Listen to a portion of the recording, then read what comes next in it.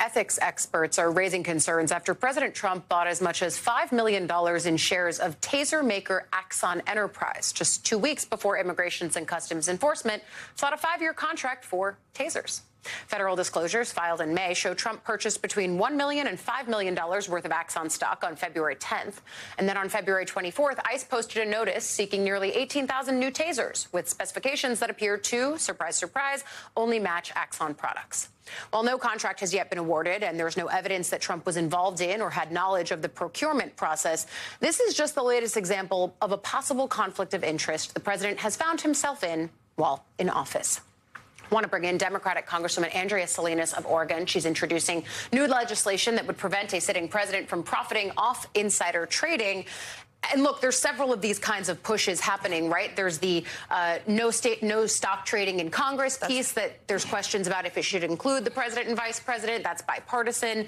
This legislation, of course, introduced by you. Democrats would have to take control of the building for it to have real teeth. But it's notable that you're introducing this legislation as candidates across the country, Tallarico, Ossoff, I'm sure you yourself are pushing a message of anti-corruption here in Washington.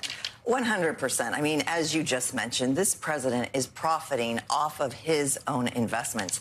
And whether it's the Warner Brothers, Paramount merger or Palantir, who's also up for tons of contracts, this president has already made about $1.5 billion by insider trading and these what are very specious ideas for investments that the federal government is involved in. So even the mere fact that it looks bad and it looks illegal should be reason to plug this hole. And so, yes, this bill would essentially just tax them at 100% of capital gains. Yeah.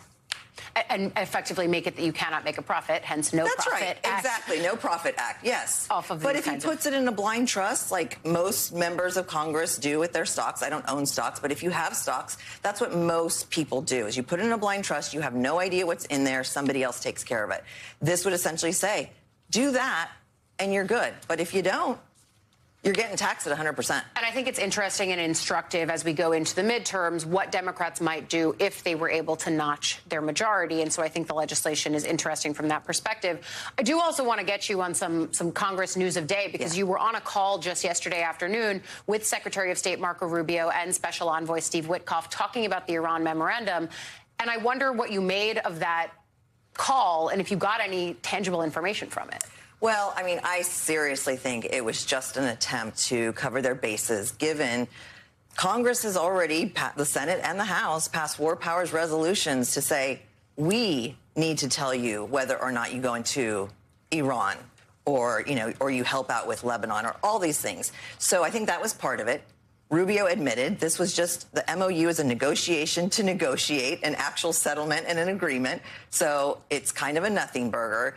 And then at the end, they admitted that they allowed 60 days of Iran to sell oil, and that those oil revenues and profits are going to the terrorist regimes in Iran. So this is a debacle of their own making. Democratic members basically said it out loud. They repeated it. And so nothing new here. But my understanding, too, is that Republicans pressed them on that call as well. They did press them, and they danced a little bit more and I think tried to be a bit more delicate.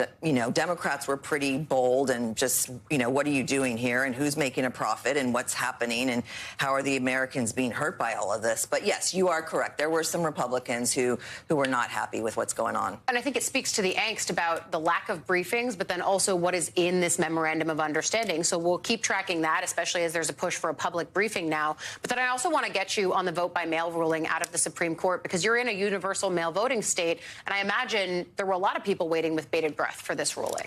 100%. Oregon has been voting by mail for over 30 years, and that is the only way we vote. We do not have polling, poll places.